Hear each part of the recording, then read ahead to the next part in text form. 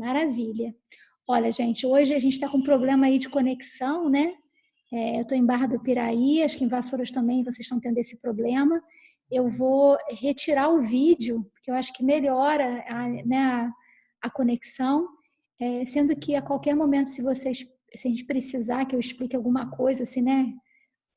Com as mãos e tal, eu coloco o vídeo novamente, tá bom? E fiquem muito à vontade de participar, eu estou à disposição para qualquer dúvida. Podem parar ao longo da aula, se manifestar pelo bate-papo ou pelo áudio mesmo, tá, gente? Então, eu vou tirar aqui a câmera. Beleza, vocês estão vendo bem o slide? Tá sim, professora, tá aparecendo direitinho. Maravilha, então vamos lá, Aline. Ó, aqui é a bibliografia, né? O Harrison, página 2348, 2349, quadro 2831, da página 2337, figura é 14.20. E muito do que eu vou apresentar aqui na aula hoje, eu tirei do Up to Date agora mesmo, esse final de semana, eu revi alguns pontos da aula, porque esse assunto ele tem sido muito modificado, né? Nós estamos assim diante de uma revolução em termos de farmacoterapia para o tratamento do diabetes. E algumas dessas drogas se mostraram muito promissoras em retardar a progressão da doença renal, inclusive da nefropatia diabética. Então, eu tive o cuidado de escrever bastante no slide, em alguns momentos, para que vocês utilizem os slides também como uma forma de estudo, tá? E depois, além de postar o vídeo, eu vou postar os slides para vocês em PDF, tá bom? Então, vamos começar. Em relação à epidemiologia, a nefropatia diabética é a principal causa de doença renal crônica e de doença renal crônica em estágio 5 nos Estados Unidos e em todo o mundo. No Brasil, é a segunda causa de doença renal crônica que leva o paciente a diálise ou transplante. E por que no Brasil a gente está em segundo lugar? A nefropatia diabética está no segundo lugar das causas de doença renal crônica que levam o paciente a diálise. Porque no Brasil, esses pacientes eles morrem antes de chegar na diálise. Quem chega à diálise é um sobrevivente, né? Nós ainda cuidamos tão mal dos nossos pacientes diabéticos que eles vão sucumbindo ao longo do caminho, né? Por doenças cardiovasculares. Lembrando que o paciente diabético é um paciente de alto risco cardiovascular. 45% dos pacientes que estão em terapia renal substitutiva nos Estados Unidos estão em terapia substitutiva por conta de nefropatia diabética. O que é terapia renal substitutiva? É a hemodiálise, a diálise peritoneal e o transplante renal. Então, são pacientes que perderam a sua função renal em níveis críticos, né, e que precisam ter essa função renal substituída.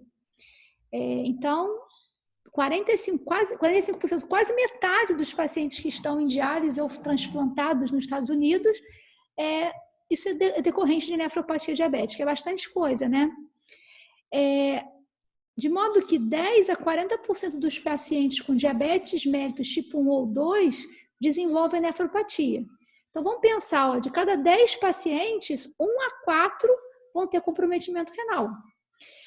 E proporcionalmente, eu tenho muito mais pacientes com diabetes mellitus tipo 2 do que com diabetes mellitus tipo 1, né? Então, eu tenho 90% dos pacientes com DN2 e 10% com DN1.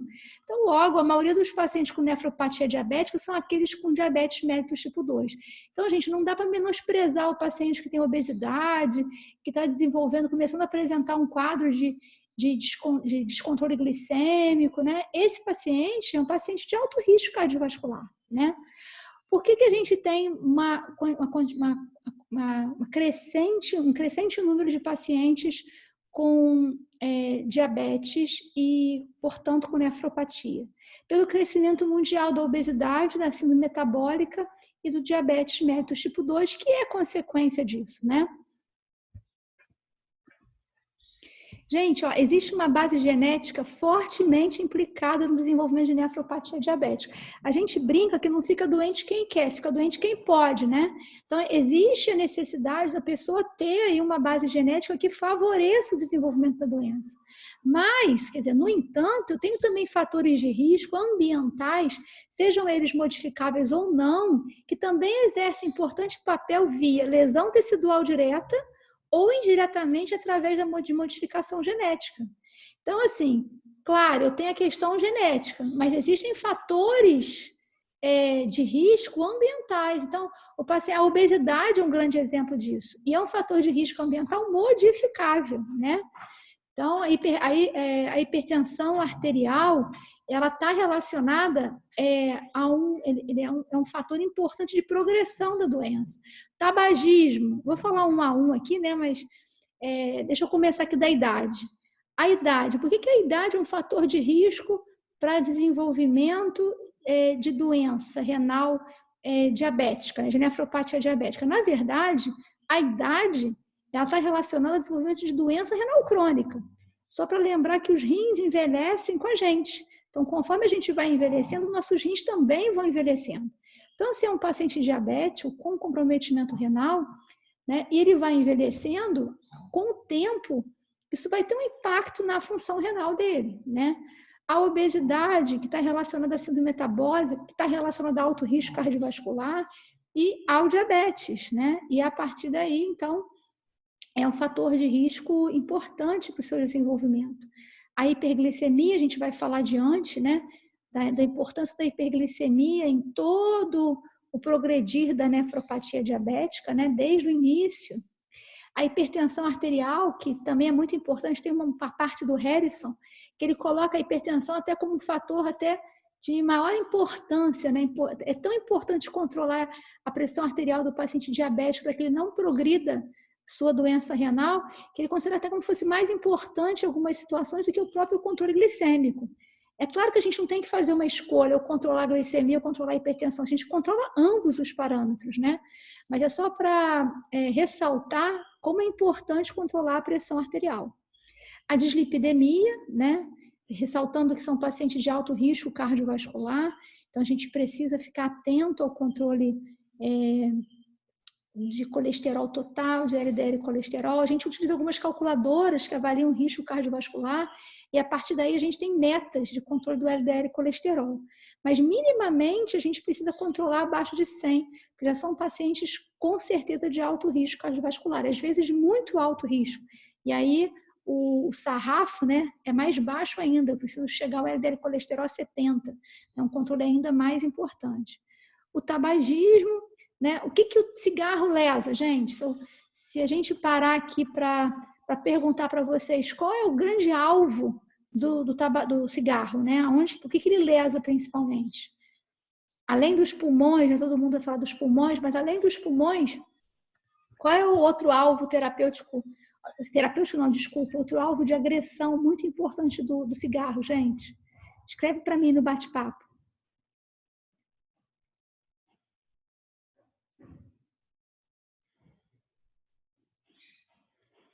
Vamos, gente?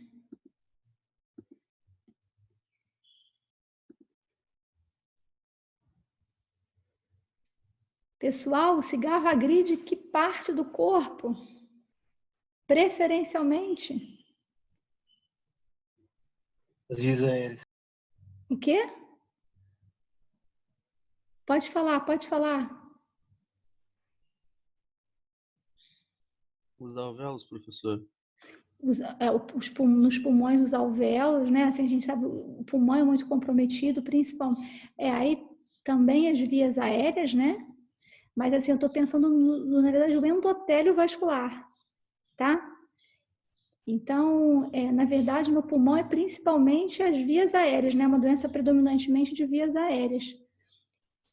Mas em nível de... Quando eu penso em sistema cardiovascular, porque quem fuma tem doença coronariana, pode ter doença vascular periférica, porque o grande alvo é o endotélio vascular. E o que os rins são? Nada mais do que um anovelado de vasos sanguíneos. Então, tem endotélio ali em tudo, né? Então, os glomérulos, o que são os glomérulos? Os glomérulos, na verdade, é um novelado de capilar.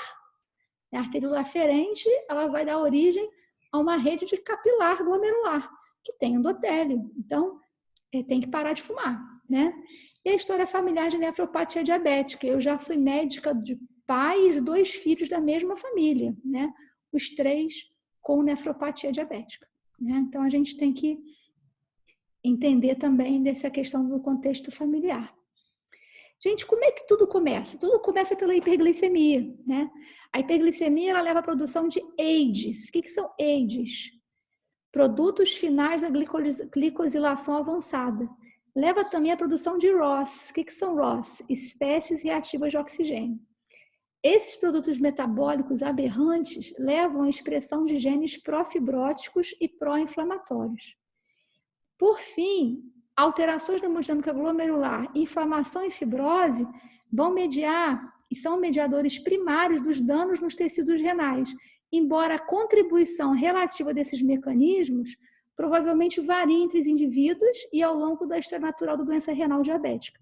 Então, gente, o que a gente precisa saber? Que a hiperglicemia leva à produção desses AIDs, esses ROS.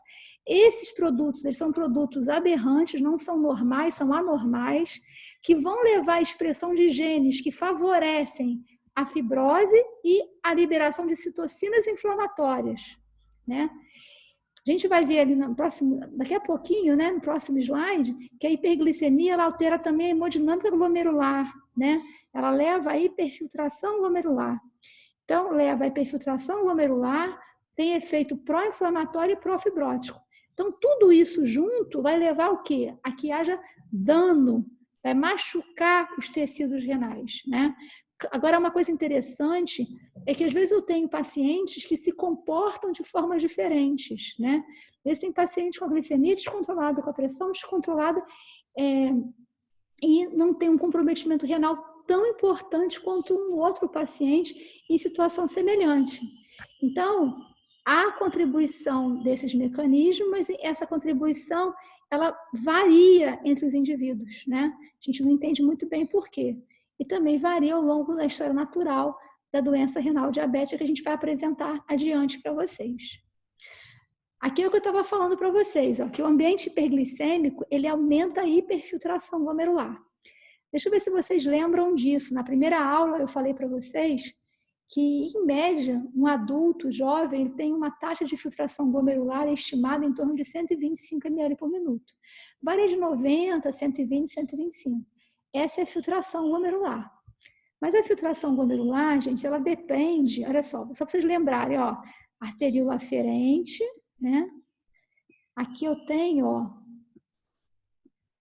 a cápsula de Bowman, arteríola eferente, e aqui, ó, o sistema tubular, inicialmente aqui tubo contornado proximal, né? Tubo contornado proximal, arteríola, aferente, e aqui a arteríola, ai meu Deus do céu, eferente. Então, o sangue vem por aqui, né? Aqui essa arteríola vai dar origem a um sistema capilar, né? E aqui eu tenho a arteríola eferente. Tem pressão aqui dentro, né? E dentro dos capilares glomerulares eu também tenho uma pressão hidrostática, que vai empurrar a parte aquosa dos capilares, né?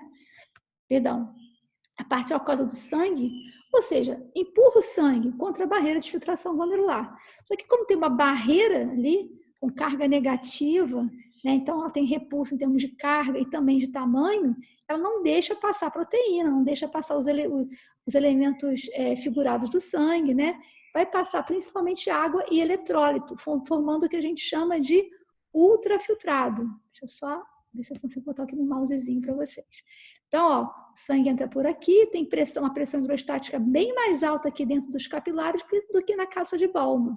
Então, essa diferença de pressão hidrostática empurra o sangue, né, através da barreira de filtração glomerular, forma ultrafiltrado cai aqui, né? Então, por minuto, eu tenho uma taxa de filtração glomerular então, de 125 ml por minuto. É o volume de plasma que se livra de moléculas, né? Moléculas como ureia, creatinina a cada minuto, né? Então, eu tenho aqui a taxa de filtração glomerular, tá? Só que, quando eu tenho a nefropatia diabética, como é que começa a acontecer? O paciente hiperglicêmico, glicemia alta, aumenta a filtração glomerular. Por quê? Existe aí um desbalanço, um descontrole, um desequilíbrio entre algumas moléculas que relaxam a arteríola aferente e as moléculas que fecham a arteríola eferente. Então, há um aumento das moléculas que relaxam a aferente, por exemplo, óxido nítrico, fator natriurético atrial, as prostaglandinas, né, ausência ou resistência à insulina, tudo isso faz com que a arteríola aferente se relaxe. Então, ela abre. Quando ela abre, chega mais sangue. Então, a filtração glomerular aumenta porque a pressão hidrostática dentro do capilar aumenta. Por outro lado, as moléculas que atuam na arteríola eferente, fechando a eferente, aumentando a sua resistência, ou seja, fechando ela, fica mais resistente à saída de sangue, aumenta a pressão aqui dentro.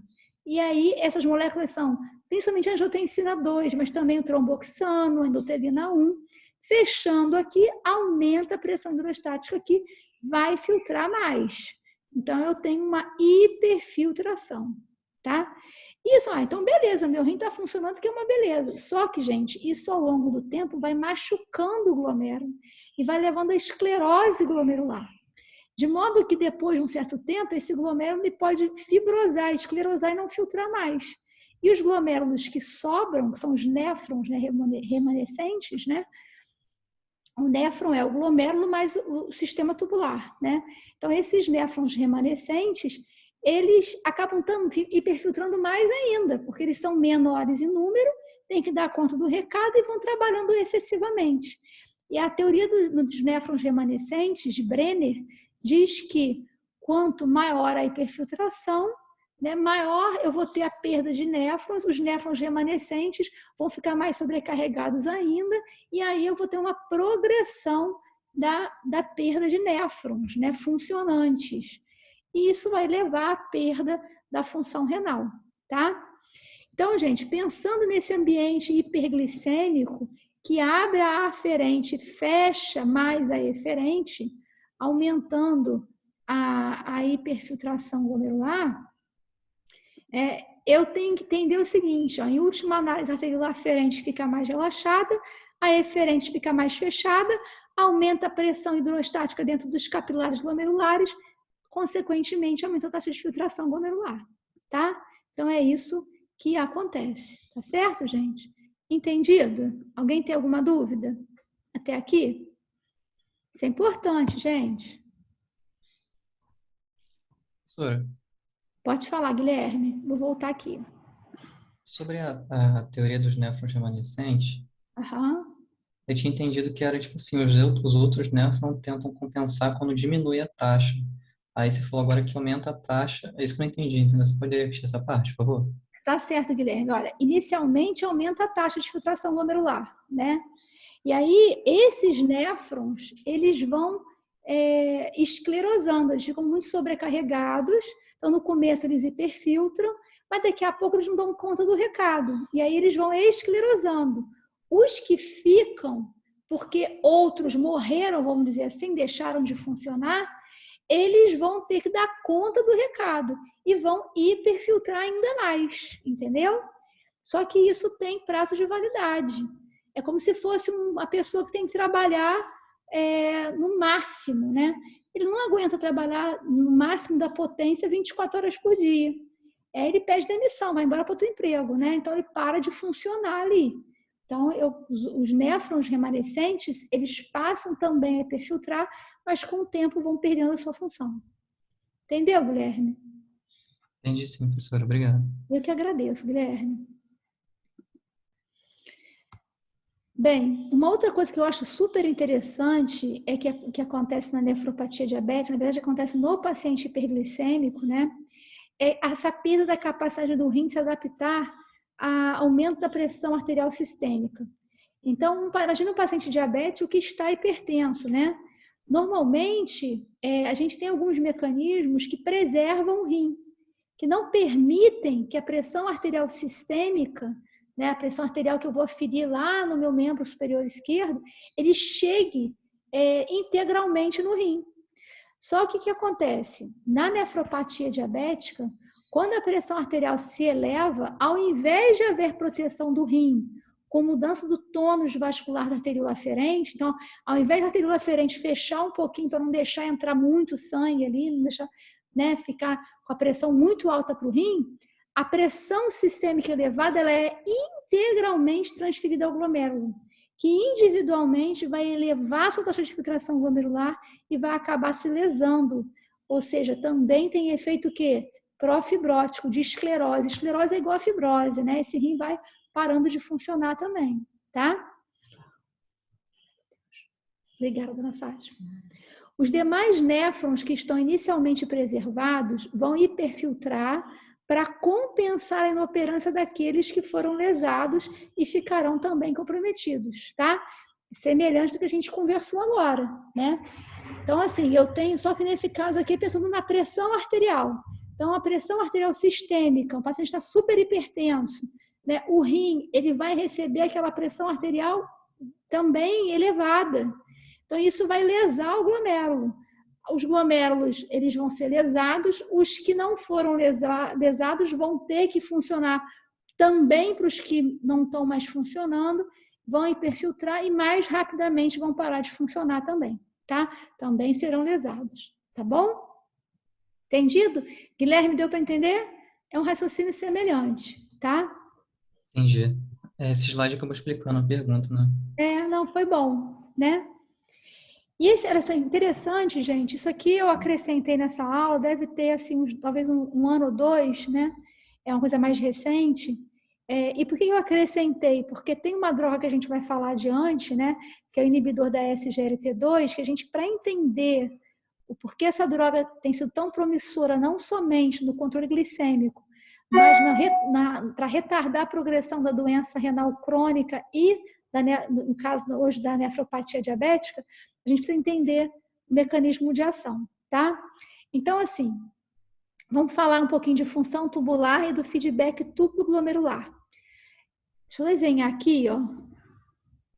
Se eu consigo desenhar. Imagina uma situação aqui, eu tenho arteríola aferente, tenho o glomérulo, né? Aqui tem o sistema tubular, arteríola aqui, arteríola eferente. Aqui é o capilar glomerular, né? Tufo glomerular, arteríola aferente, arteríola eferente, né? E aqui o túbulo contornado proximal.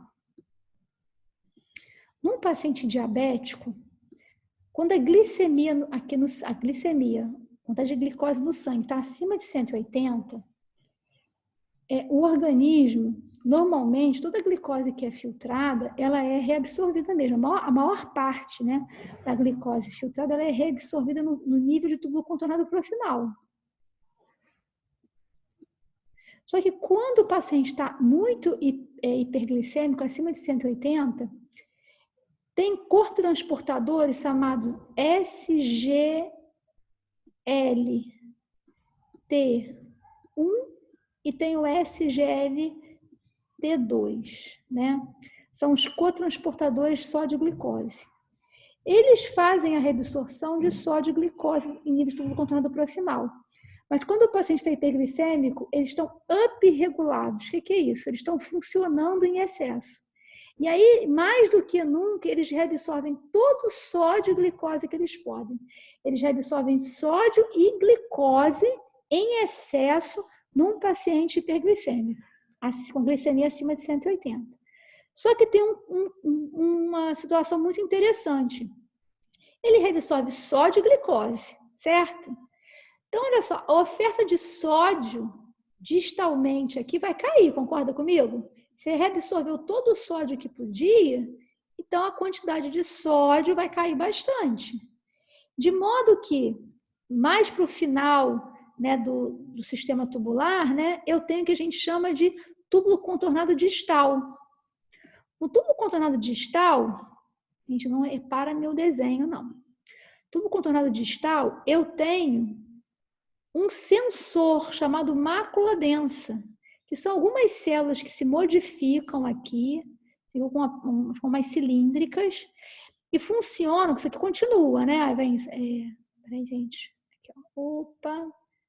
Continua aqui, né? Então, eu tenho tubo contornado proximal, alça de Henle, né? Tubo contornado distal, não é isso? Então, o sódio que vai chegar aqui início do tubo contornado distal é bem menos do que deveria chegar. O sensor, que é a mácula densa, fala assim, está acontecendo alguma coisa, está chegando pouco sódio aqui. Só que essa mácula densa, ela está grudadinha aqui na arteríola aferente, no que a gente chama aparelho justo, eles formam o que a gente chama de aparelho justaglomerular. Então, a mácula densa, ela está encostadinha nas células justaglomerulares da arteríola aferente. E essas células, elas podem produzir renina e elas ainda conseguem fazer a abertura da arteríola aferente, elas relaxam a arteríola aferente. Então, sempre que chega pouco sódio aqui e a mácula densa detecta que tem pouco sódio, o que ela faz? Ela manda mensagem para a arteríola aferente, a arteríola aferente relaxa a sua parede, então a arteríola aferente relaxa a sua parede e produz renina. Lembra o que a renina faz? Né? Eu tenho angiotensinogênio produzido pelo fígado, a renina faz virar o angiotensinogênio virar angiotensina 1, não é isso? E a enzima conversora de angiotensina faz angiotensina 1 virar angiotensina 2, não é isso? Que, em última análise, é a produção de aldosterona, né? Então, na verdade, o organismo, quando chega a pouco sódio na mácula densa, ele entende que ele tem algum problema de volemia. Ele quer restaurar essa volemia. Só que o que acontece na hemodinâmica renal? Abre a aferente e hiperfiltra. Como produz renina, e a renina, em última análise, faz com que aumente a angiotensina 2, a angiotensina 2 age na arteríola eferente. A angiotensina 2, ela age aqui, ó, na eferente, fechando a eferente. Então, que é o mecanismo de ação, né? O IECBRA faz o contrário. O IECBRA, eles vão, na verdade, bloquear a produção de angiotensina 2, né? Então, deixa a arteríola eferente mais aberta, certo? Então, a gente vai falar sobre isso, só para uma coisa não ficar em cima da outra. Então, vamos voltar aqui. Como eu tenho pouco aporte de sódio em nível de mácula densa, a mácula densa manda a mensagem para a arteríola aferente, ela abre a aferente e hiperfiltra, porque chega mais sangue ali, aumenta a pressão hidrostática. Produz renina e fecha a eferente. Então, vamos ler o que está escrito aqui, que eu deixei aqui, para que vocês depois tenham material para estudo, né?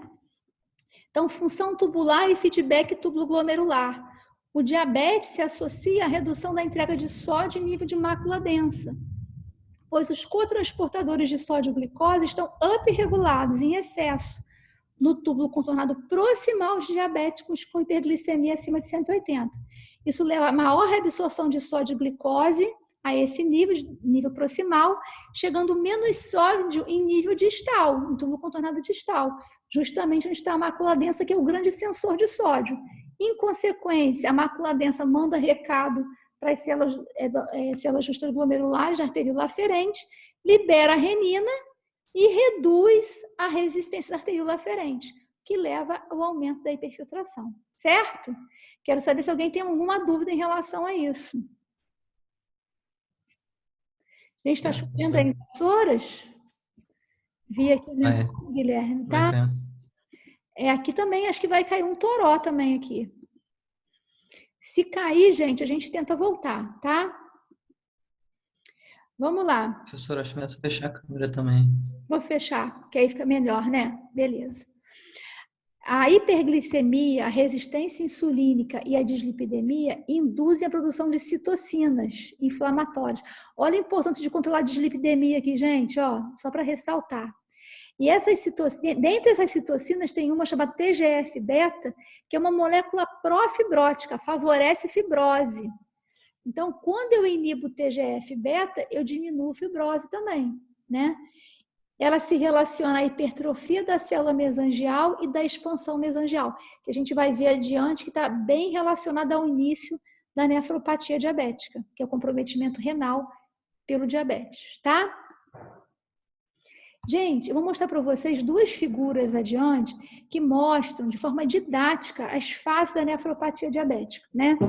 Então, isso cabe tanto para o diabetes tipo 1 quanto para o tipo 2. Então, inicialmente, a gente tem esse processo de hiperfiltração. 5 a 10 anos do início do diabetes, eu passo a ter microalbuminúria. Eu preciso fazer uma observação, gente. Vocês vão ser, nos livros, né, mais assim, que a gente tem acesso, a gente tem aí microalbuminúria e macroalbuminúria, né? São os livros que são traduzidos para o português, né? Então, assim, sempre demora um pouquinho para a gente ter o que está nos artigos científicos, nos livros em inglês, o que está no português. Por isso que a gente, às vezes, tem que buscar informação além dos livros, né?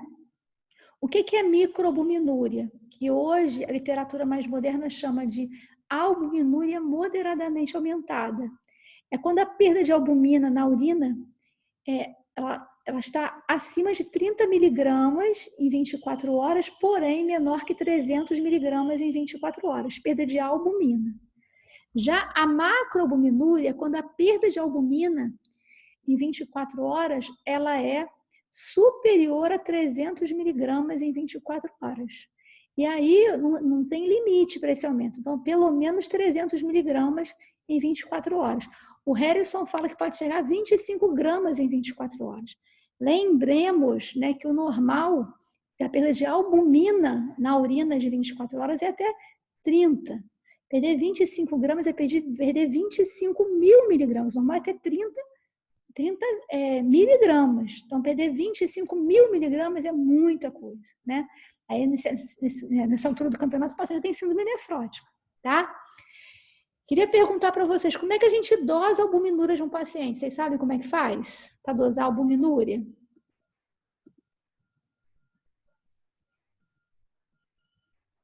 Relação albumina creatinina? Perfeito, Guilherme. Então, essa é uma das formas. Através do spot, né? Então, numa amostra isolada de urina, ou seja, um pouquinho de urina, 20 ml no potinho, o paciente leva no laboratório. No laboratório, eles vão dosar a albumina urinária e a creatinina urinária. Vão dividir, o laboratório vai fazer essa divisão, né? De albumina por creatinina urinária. E vão chegar a um resultado que normalmente o da medida é tantos miligramas de albumina por grama de creatinina, tá? Então, essa é a relação albumina-creatinina. O laboratório faz essa conta, manda o resultado para vocês, tá bom? Relação albumina-creatinina. Normal, até 30 miligramas por grama de creatinina. Ou, a outra alternativa é colher a urina de 24 horas e fazer a dosagem de microalbuminúria, né? Daí o paciente ele acorda de manhã, primeiro urina no vaso sanitário, a partir daí junta urina do dia todo, da noite toda, inclui a primeira do dia seguinte de manhã, e aí leva toda a urina para o laboratório. E aí a gente vai ter a dosagem dessa albumina na urina de 24 horas, né? Quando eu falo dosagem de microalbuminúria ou relação albumina-creatinina no spot, é porque eu utilizo um método muito mais sensível do que é feito na relação proteína-creatinina ou na dosagem de proteinúria de 24 horas, né? Quando eu faço relação proteína-creatinina ou dosagem de proteinúria em 24 horas, gente, é um método mais assim grosseiro e que dosa todas as proteínas, não só a albumina. Quando eu falo relação albumina-creatinina, eu doso exclusivamente a albumina. Quando eu falo dosagem de microalbuminúria urina de 24 horas, eu doso somente a albumina. Entenderam isso? Isso é importante. Vocês vão fazer a prova do primeiro módulo, vocês têm que entender bem a questão de proteinúria, de albuminúria, tá? Proteinúria, urina de 24 horas, é até 150 miligramas, que eu posso perder de proteína na urina de 24 horas, né? No spot é a mesma coisa, né? Relação proteína-creatinina, só que eu resto em grama.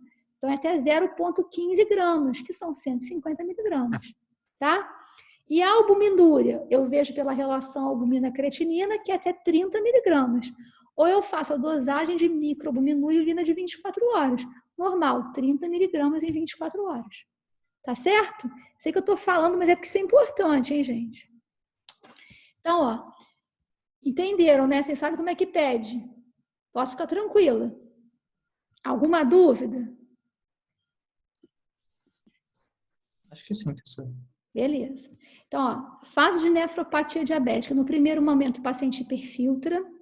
5 a 10 anos no início do diabetes, né? Isso num paciente hiperglicêmico, que não está controlando direito. Se não fizer nenhuma intervenção, né? Ele vai evoluir com microalbuminúria, que é a albuminúria moderadamente aumentada. 5 a 10 anos após o início da microalbuminúria, ele evolui com macroalbuminúria, que pela literatura mais moderna é chamada de albuminúria severamente aumentada, que equivale a perda aí maior que 300 miligramas em 24 horas. E, finalmente, ele evolui com a redução da função renal. Essa imagem aqui é antiga, mas ela é bem ilustrativa do que a gente está falando aqui. Quando eu falo em hiperfiltração, é o paciente que está com uma taxa de filtração glomerular acima de 130 ml por minuto, né? Então, a gente vê aqui, ó. Então, 130 ml por minuto, ele vai hiperfiltrando, chega a 160 ml por minuto, olha só. Né? O normal, gente, é 125 num jovem, 90 a 120 que a gente considera em média, né? Então, ele está hiperfiltrando, ele já pode ter nesse momento microalbuminúria ou evoluir depois com microalbuminúria. Depois ele passa a ter macroalbuminúria, então maior que 300 miligramas em 24 horas. E, finalmente, ele evolui com azotemia. O que é azotemia? É o acúmulo de toxinas urêmicas no sangue, né? E aí ele tem, então, a redução da taxa de filtração glomerular. Aqui está a taxa de filtração glomerular, né? Então já tem redução da taxa de filtração glomerular até que ele evolui com doença renal em estágio terminal. E aqui o tempo de diabetes, gente, tempo de hiperglicemia. Observem que tempo é muito importante no desenvolvimento da nefropatia diabética. A gente vai usar isso como critério, inclusive, diagnóstico, tá? Dá uma olhadinha aqui no bate-papo. Gente, não fica no desespero da luz cair, não, tá? Vamos em frente. Qualquer coisa a gente para e depois retoma, mas a gente vai concluir. Vamos lá. Evolução natural da doença é por esse modelo aqui que eu acho bem legal, porque ele coloca em tempo, né, considerando uma escala de tempo, mas também comparando, né, o comprometimento clínico, o comprometimento histopatológico, funcional, tudo aqui. Olha que legal, olha. Então, o paciente, ao longo de todo o tempo que ele está hiperglicêmico, inicialmente tem lesão celular, aí tem expansão mesangial, glomerulosclerose, fibrose tubulointestinal e inflamação. Então, isso aqui é pelo aspecto histopatológico que acontece com o rim do meu paciente. Clinicamente, ele vai ter, inicialmente, uma taxa de filtração glomerular alta, evolui com microalbuminúria. Nesse momento, a taxa de filtração glomerular está normal, mas, né, caindo, evoluindo até com doença renal estágio terminal. E depois da microalbuminúria, voltando aqui, ele tem macroalbuminúria, né? E depois perda de função renal. A hipertensão ao longo do tempo, você vê que depois de 5 anos de diabético, praticamente, isso é muito comum, o paciente diabético ser também hipertenso, é muito, muito comum. E essa hipertensão vai se tornando de mais difícil controle ao longo do tempo. As complicações vão se somando, doença cardiovascular, infecções e mortes, né? E complicações renais também vão se sobrepondo, né? Então, conforme a função renal vai caindo, né, quando ele tem ali uma taxa de filtração glomerular mais baixa, abaixo de 60 ml por minuto, já vem anemia, doença mineral óssea, geralmente quando está abaixo de 40, 30, taxa de filtração glomerular, e outras complicações também da próprio diabetes, né? Neuropatia, retinopatia, isso tudo vai aparecendo, tá, gente? Agora, isso aqui eu acho super importante. O que a gente colocou até aqui, né, essa evolução natural da doença, é uma apresentação didática. Mas, modernamente, a gente considera a possibilidade da albuminúria regredir, mesmo a partir de níveis severamente elevados. E uma outra coisa que eu acho fundamental é que a gente pode ter níveis reduzidos de taxa de filtração glomerular, mesmo com paciente sem albuminúria. Então, eu posso ter níveis reduzidos de taxa de filtração glomerular e posso ter progressão para doença renal crônica avançada, mesmo sem albuminúria, o que era uma coisa assim impensável antes, né? Só que os estudos mostraram que sim, isso é possível. Então, alguns expertos já sugerem que o próprio declínio rápido da taxa de filtração glomerular seja de maior importância prognóstica em termos de evolução, né, do que a própria albuminúria. tá? Guardem assim, albuminúria é marcador de agressão renal. Queda da taxa de filtração glomerular já é sinal de que existe comprometimento da função renal, tá? Vamos falar um pouquinho sobre correlação histopatológica, gente. Então, na histopatologia, vocês vão ver que nem sempre biopsia. Eu vou biopsiar só se eu tiver dúvida se o paciente tem ou não tem só vou biopsiar um paciente diabético com comprometimento renal, então ele é diabético e tem sinais de doença renal. Eu só vou biopsiar esse paciente se eu tiver dúvida que essa doença renal não é do diabetes. Fora isso, eu não biopsio. Mas ao longo dos anos, dos tempos, né, as biópsias foram feitas. E aí conseguiram entender como é que é a progressão histopatológica de um paciente com diabetes, né? Como é que isso acontece ao longo do tempo? O que eles perceberam, então?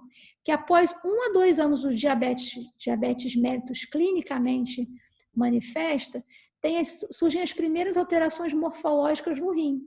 Olha que interessante, eu já tenho espessamento da membrana basal quando eu tenho o diagnóstico de diabetes.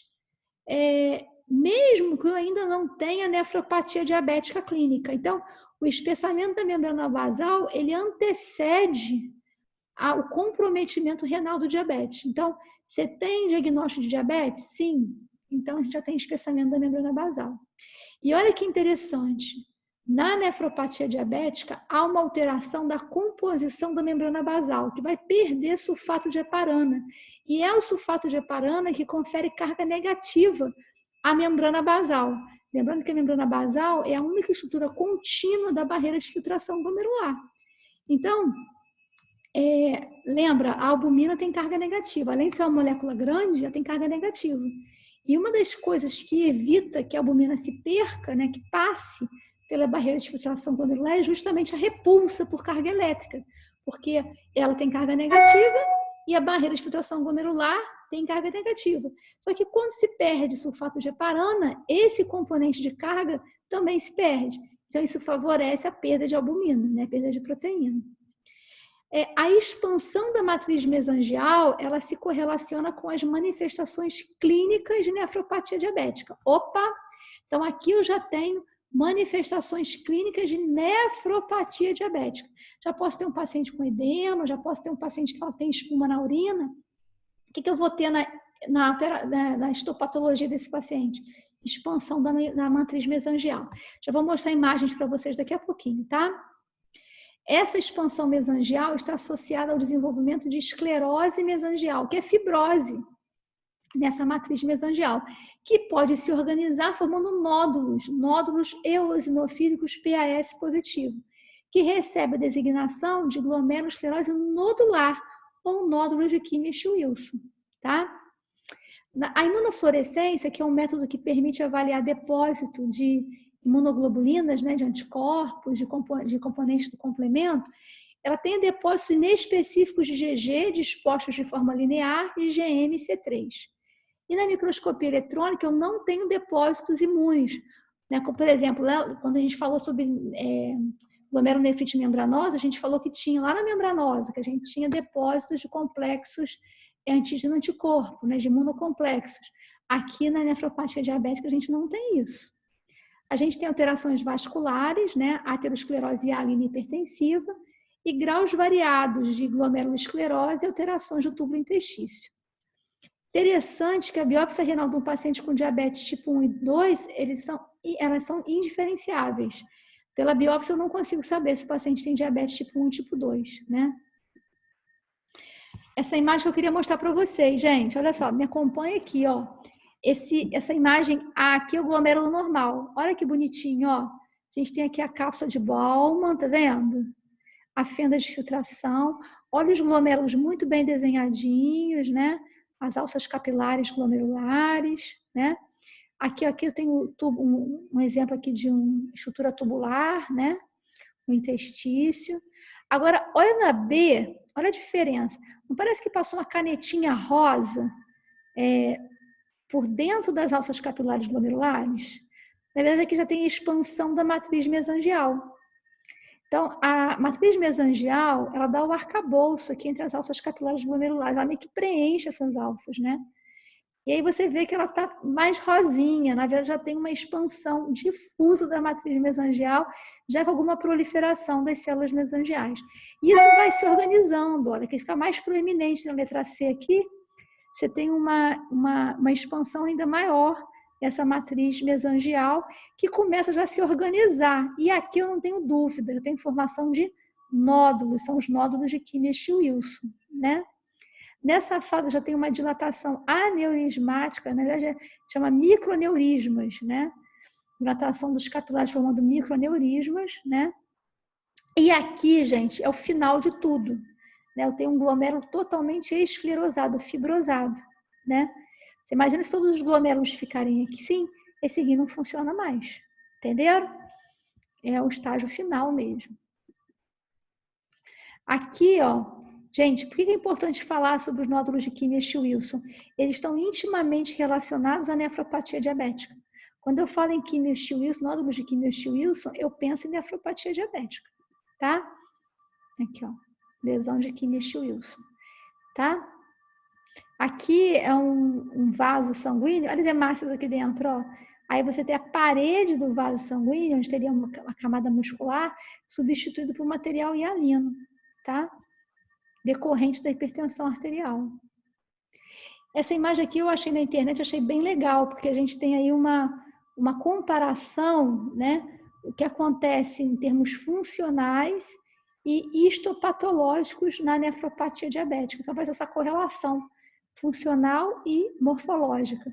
Então, do ponto de vista funcional, eu tenho hiperfiltração, né? Nesse momento, gente, eu tenho o paciente está diabético, né? Já tem diabetes clinicamente manifesta, mas não necessariamente nefropatia diabética ainda, né? É quando eu tenho espessamento da membrana basal. Quando eu tenho já microalbuminúria instalada, né, que é o início mesmo da nefropatia diabética, né? Considerando aquela evolução clássica que a gente falou para vocês, eu já tenho expansão da matriz mesangial, né? Isso vai evoluir para macroalbuminúria e eu já tenho aí glomeruloesclerose e tudo isso leva, em última análise, à doença renal em estágio terminal. Gente, isso aqui é end-stage renal disease, né? Doença renal em estágio terminal. A gente evita o máximo esse termo, porque pode parecer que o paciente está morrendo. Na verdade, os rins estão em estágios terminais, né? Então, é melhor usar o termo doença renal crônica estágio 5, tá?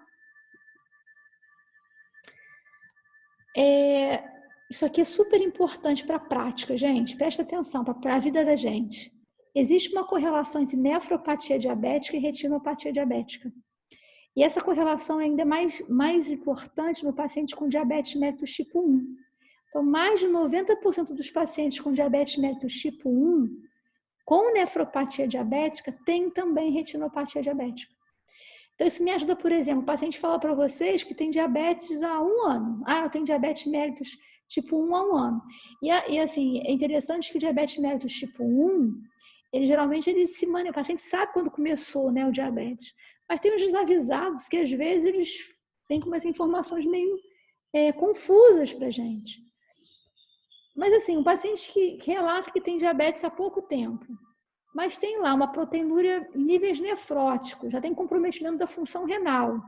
Ele não está batendo, né? Será que ele tem diabetes há pouco tempo mesmo? Faz um fundo de olho. Se ele tiver retinopatia diabética, gente, a retinopatia diabética, ela denuncia que aquele diabetes aconteceu há mais tempo. Há tempo suficiente para machucar a retina e machucar os rins, né? Então, quando eu encontro retinopatia diabética, isso me ajuda a fechar o diagnóstico de nefropatia diabética quando a questão do tempo está meio confusa, né? Essa relação de retinopatia diabética com nefropatia diabética em pacientes com diabetes tipo 2, ela já não é tão importante quanto é no tipo 1. Então, assim, de cada 10 pacientes, 6 pacientes com diabetes tipo 2, com nefropatia, vão ter retinopatia diabética. Ou seja, cerca de 60% dos pacientes com diabetes tipo 2, com nefropatia, têm retinopatia diabética. Mas, assim, vamos supor que o paciente não sabe há quanto tempo que ele é diabético. Aí é mais comum no tipo 2, né? O tipo 2 é muito mais comum. O tipo 1, ele sabe, porque é o início muito assim, bem demarcado, né? O paciente ele passa mal, às vezes vai para o hospital com quadro de cetoacidose, tipo 1, né? Pela característica, né, de déficit mesmo de insulina, ele vai baixar o hospital normalmente, né?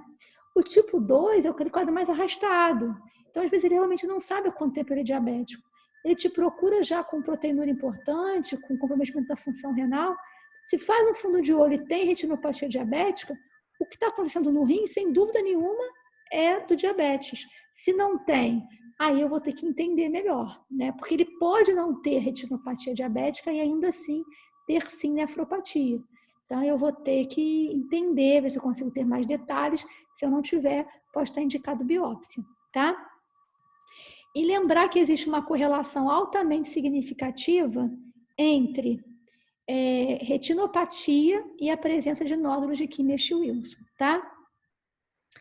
Gente, como é que eu rastreio nefropatia diabética? Então, o paciente ele é diabético e ele me pergunta assim, eu tenho que fazer um exame para saber se eu tenho doença renal pelo diabetes? Como é que eu respondo isso para ele? Primeira pergunta é como que eu realizo isso, né?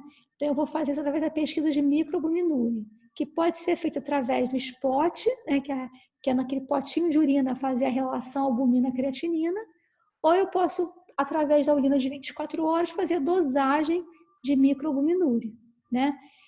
Em todas as duas situações, eu considero como microalbuminúria quando o paciente tem uma perda maior que 30 miligramas em 24 horas de albuminúria, né?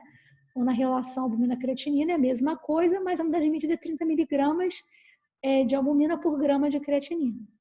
Quando que eu realizo? No tipo 1, como eu sei o momento que ele ficou diabético, e eu sei que tempo é algo importante, né?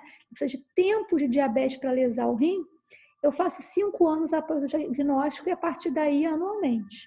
No tipo 2, eu faço no diagnóstico e a partir daí anualmente, tá?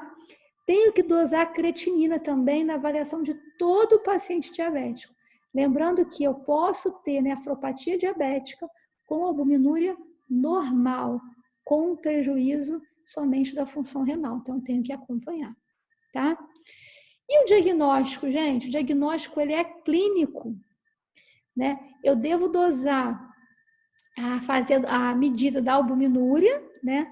Eu posso fazer muito mais prático com spot, que é a relação albumina-creatinina, e estimar a taxa de filtração glomerular utilizando a creatinina sérica para fazer, então, a estimativa da taxa de filtração glomerular a partir da fórmula CKD-EPI, tá?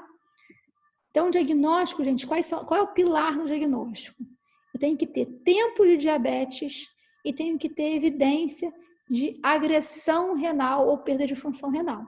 Então, assim, se eu tiver microalbuminúria persistente então uma coisa e outra ou outra, então não necessariamente eu tenho que ter albuminúria. Então, persistência de microalbuminúria ou taxa de filtração glomerular menor que 60 ml por minuto por mais de 3 meses, mais longa duração do diabetes ou retinopatia diabética estabelecida, eu posso falar que o paciente tem nefropatia diabética. Como é que eu vejo a questão do tempo? Diabetes mellitus tipo 1 maior que 5 anos. O tipo 2, eu não tenho como ter certeza, às vezes, de há quanto tempo ele é diabético. Então, ele já pode ter nefropatia diabética ao diagnóstico. E aí, nesses casos, é frequente que ele tenha microalbuminúria ou taxa de filtração glomerular reduzida, né? Lembrando que uma pista também que ajuda bastante é entender se esse paciente tem controle glicêmico e da pressão arterial inadequados, né? Porque se glicemia sempre alta, pressão sempre descontrolada, ao longo de alguns anos, isso aumenta a probabilidade do diagnóstico, tá? Gente, até aqui tá tudo legal? Sim. Tá sim, professora. Beleza. Gente, às vezes a gente vai falando, não sei se vocês estão pegando, vocês me interrompam, hein? Que é muita coisa, não sei se vocês estão indo, tá? Bem, em pacientes, em relação à retinopatia diabética, o fundo de olho é uma ferramenta super importante, né?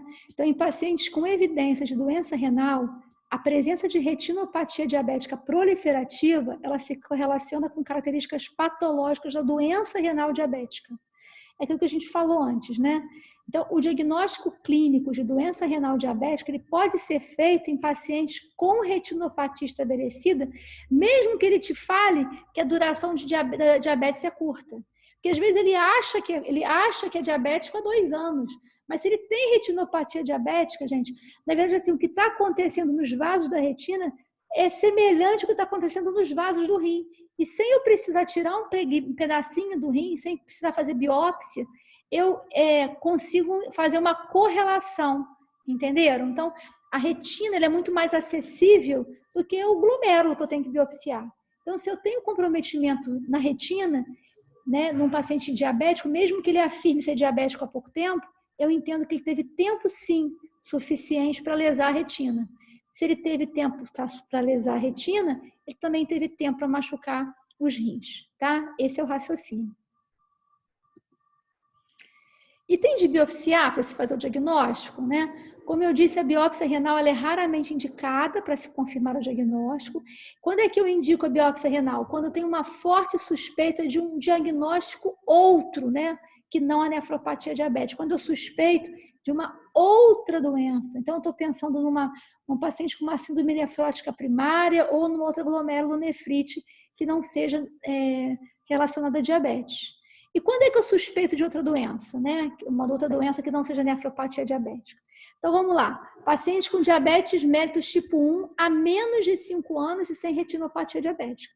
Pô, tem alguma coisa errada, porque o tipo 1, normalmente eu sei quando ele ficou diabético. Aí ele fala para... Assim, eu não, né? Ele sabe. Porque, como eu falei, é uma coisa muito que marca a vida dele, né? Então, assim, eu tenho diabetes, tem 1 ano que ele tem diabetes mellitus tipo 1. Aí ele chega para você com edema de membros inferiores, com 4 cruzes de proteína no EAS, você quantifica, dá 5 gramas de proteinúria em 24 horas. É um paciente que tem uma história de diabetes mellitus tipo 1 há 1 ano. Você faz o fundo de olho normal. Cara, esse paciente deve ter alguma outra glomerulopatia e não é nefropatia diabética. Entenderam? Ele não tem tempo de diabetes para machucar nem a retina nem os rins. E nada impede de um paciente diabético também ter uma glomerulopatia primária, uma outra doença, que não seja nefropatia diabética. Outro ponto importante que fala, poxa, esse cara pode ter deve ter uma doença que não é nefropatia diabética. Quando ele apresenta hematúria glomerular. Então, apresentar cilindros hemáticos, hemácias dismórficas, né? Isso é incompatível com nefropatia diabética, né? Ou cilindros leucocitários, né? Então, isso fala a favor de uma glomerulonefrite, né? Então, de uma outra doença glomerular que não nefropatia diabética. Em momento nenhum, falando de nefropatia diabética, eu falei hematúria para vocês. Então, se o paciente tem hematúria no EAS, aí você pega, tem hemácias no EAS, eu vou precisar fazer, então, a microscopia de fase para avaliar a forma das hemácias. Né? Aí eu vou lá e encontro uma hematúria dismórfica, encontro cilindros hemáticos. Opa, hematúria glomerular. Tá? Macroalbuminúria em pacientes com diabetes mellitus tipo 1, antes de 5 anos do diagnóstico, ou em diabetes tipo 2, muitos anos antes do diagnóstico. Olha, chega para você falando que está com edema em membros inferiores, que tem uma proteinúria, mas ele já tem isso há muitos anos, antes de ficar diabético. Tem alguma coisa estranha, né? Ou se é um paciente que tem uma outra doença sistêmica que também se correlaciona frequentemente à doença renal, por exemplo, lúpus. Uma mulher que é diabética, mas que tem lúpus também. E aí você vê pelos exames que tem comprometimento renal. Não vai ter jeito, vai ter que biopsiar, né? Isso aqui é muito importante, gente. Um paciente que você está acompanhando, né? Está indo muito bem, obrigado. Do nada, ele começa a aumentar súbita e sustentadamente a albuminúria. Em um período de 1 a 2 anos, ele aumenta em 5 a 10 vezes o valor basal que estava anteriormente estável. Imagina que a gente tivesse 50 miligramas de albuminúria em 24 horas, né? Então, assim, em média 50, 40, outro exame 60. Aí, de um ano para o outro, ele vem com 6 gramas de albuminúria. Pô, tem alguma coisa nova acontecendo, né? Eu tenho que biopsiar, não é normal, né? ou se ele tem uma queda de taxa de filtração glomerular superior a 5 ml por minuto por ano. Eu tenho que pensar também que ele pode ter aí alguma outra doença, tá? Queria fazer uma observação em relação à imagem ultrassonográfica da nefropatia diabética. Lembra que eu falei para vocês que no início o paciente hiperfiltra? Então, no início, é comum que o paciente tenha até os rins de tamanho aumentado. E, às vezes, o paciente já com uma doença avançada, já em diálise, ele tem rins de tamanho normal. E, muitas vezes, com esse aspecto, né, córtex renal, hipoecogênico, medula renal, hiperecogênica, com essa relação córtex-medular preservada, mesmo em diálise, tá? Isso difere a nefropatia diabética de outras glomerulopatias. Porque a nefropatia diabética, gente, é uma glomerulopatia, é uma doença do glomérulo, a gente está vendo isso, né? Só que, normalmente, as doenças glomerulares, elas levam a uma redução do tamanho renal. A nefropatia diabética, pela própria patogênese dela, que a gente entendeu que é a hiperfiltração, no início o rim cresce, depois ele volta ao normal, né? Então, tamanho renal, rins normais ou até aumentados, e mesmo numa nefropatia avançada, eu vou ter aí rins tamanho normal. O que difere a nefropatia diabética de outras doenças glomerulares. Desculpa, eu vou fazer o seguinte com vocês. Vou falar um pouquinho sobre tratamento e alvos terapêuticos. Vou deixar um caso clínico para vocês resolverem. Vou passar aí um tempinho de uns 10, 15 minutos. Depois a gente vai retomar para terminar a aula, tá? Bem, quando eu penso em tratamento e alvo terapêutico, eu vou até começar de baixo para cima aqui, que eu vou ressaltar a importância do tratamento não farmacológico, né? Esse paciente ele tem que emagrecer se ele estiver obeso, tem que fazer atividade física, tem que ter uma alimentação saudável e se ele fuma, ele tem que parar de fumar. Isso é fundamental. Aliás, cigarro é algo que não combina de jeito nenhum com o paciente diabético, né? O controle glicêmico, né? O alvo terapêutico é manter a hemoglobina glicada abaixo de 7. A pressão arterial, né? Há uma certa divergência entre métodos, né, que a gente utiliza para fazer o controle da aferição da pressão arterial, seja ambulatorialmente, seja na casa do paciente. Mas se a gente tiver como alvo manter a pressão arterial menor que 130 por 80, já está de bom tamanho, tá? Então, o alvo seria 130 por 80 ou menos que isso. Só tomar cuidado para não abaixar a pressão demais em pacientes idosos e cardiopatas. Mas eu vou falar sobre isso mais adiante. E aí, tem algumas classes que são melhores, né? Tratamento da pressão arterial, tem benefícios em termos de proteção da hemodinâmica glomerular. Protege o glomérulo, diminui a hiperfiltração, né? Que classes são essas? O que vocês me sugerem aí?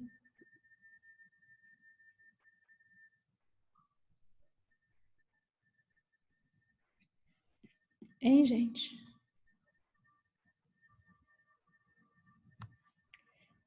Qual é a classe, uma classe ou duas classes terapêuticas de antihipertensivo que vão ser muito úteis, não só pelo controle da pressão arterial, mas que têm benefícios também para a preservação do meu glomérulo, né? Para diminuir a hiperfiltração glomerular. Vocês estão aí? Fala para mim. Quem é que está aí? IECA e os BRA. Perfeito, Gabriel, excelente, isso aí. Né? Lembra que a gente falou? O IECA, o BRA, onde que eles atuam? Né? Eles atuam lá na eferente. Quando eles bloqueiam a ação da angiotensina 2, a angiotensina 2 é um potente vasoconstritor que age na eferente, então fecha a eferente. Quando você usa IECA ou BRA, você abre a eferente, então a pressão dentro do glomérulo cai, porque como você falou, uma caixa d'água que você abriu o ralo, né? E aí você diminui a pressão dentro da caixa d'água. Por outro lado, tem que tomar cuidado de usar IECA e o BRA num paciente que já tem uma taxa de filtração glomerular reduzida, porque aí você pode piorar a função renal, assim, abruptamente desse paciente, tá? A gente tem que reduzir a ingesta de sódio desse paciente, isso é fundamental para potencializar, inclusive, o efeito de IECA ou BRA, né? Então, eu posso dosar o sódio na urina, tem que dar menos de 100 mg por litro. A orientação é que a ingesta de cloreto de sódio, que é o sal de cozinha, seja no máximo de 6 gramas por dia. O controle da dislipidemia, né, são pacientes de alto risco cardiovascular, então minimamente tem que se manter o LDL colesterol abaixo de 100. Existem algumas calculadoras para avaliação do risco cardiovascular. E se for um paciente de muito alto risco cardiovascular, pode ser que eu tenha que ter um sarrafo para esse LDL colesterol ainda mais baixo, né?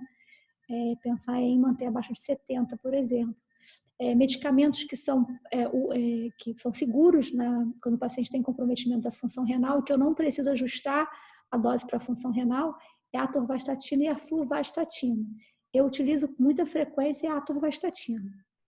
Redução da proteinúria, se é um paciente que já tem uma macroalbuminúria, que representa uma albuminúria maior que 300 miligramas por grama, ou, né, uma proteinúria maior que 500 miligramas por grama, eu tenho que deixar abaixo disso. Então, tem que reduzir a proteinúria para menos de 500 miligramas por grama de proteinúria ou menos que 300 miligramas por grama de albuminúria. Só para vocês entenderem isso, gente, quando eu falo em proteinúria, eu doso todas as proteínas que aparecem na urina, não só a albumina. Aí o normal é até 150 miligramas em 24 horas. Albumina, em 24 horas, no máximo 30 miligramas, né? Então, quando eu falo eu posso fazer relação proteína-creatinina e dosar a proteína urinária. Então, aqui são equivalentes. Quando o paciente tem uma perda maior que 500 miligramas por grama de proteinúria, é porque a albuminúria já está superior a 300 miligramas por grama. Então, eu tenho que puxar isso para baixo, né? Aí eu trouxe esse caso clínico, são 17h41, eu vou dar até 17h55, pouquinho tempo, para vocês lerem e propor. Vou dar até 10 para as 6, melhor, até 10 para as 6, então até 17h50. Mas é pouco tempo. Não, até 6 horas, melhor, né, gente? Até 6 horas, a sala acaba até 6h30. Então, até 6 horas vocês vão ler esse caso e vão traçar um plano terapêutico. Eu vou tentar dividir vocês aqui. Peraí. Deixa eu descompartilhar. Eu vou dividir vocês em salas simultâneas. Espera aí. 5 salas. Vou botar 4 salas, melhor. E aí eu vou, antes de eu dividir, fotografa, melhor, gente, fotografa o caso clínico. Fotografa aí, por favor. Eu vou dividir vocês em salas. Vou dar, então, até as 6 horas. Vocês podem aproveitar para beber uma água também. Discutam, tracem um plano terapêutico para essa paciente e depois a gente vai conversar. Combinado? Fotografaram? Sim. Beleza. Então, eu vou dividir. Pode só mudar por aquele que tem Assim? a segunda. Oi? Isso. Sim. A próxima imagem. Próxima? Não. É só uma então o caso. Show. Tá? Oi. Beleza. Obrigado. Agora, então, eu vou descompartilhar e vou dividir vocês, tá? 6 horas a gente volta aqui. Até já.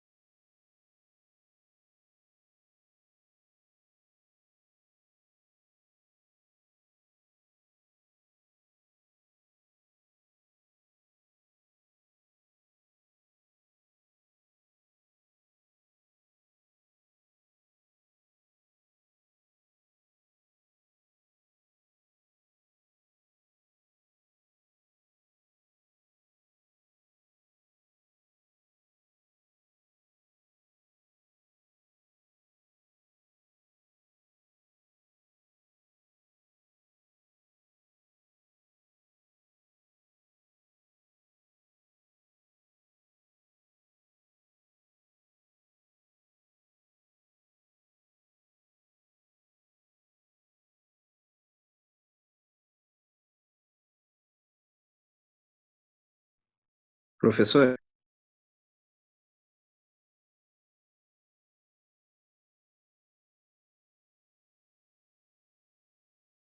Oi?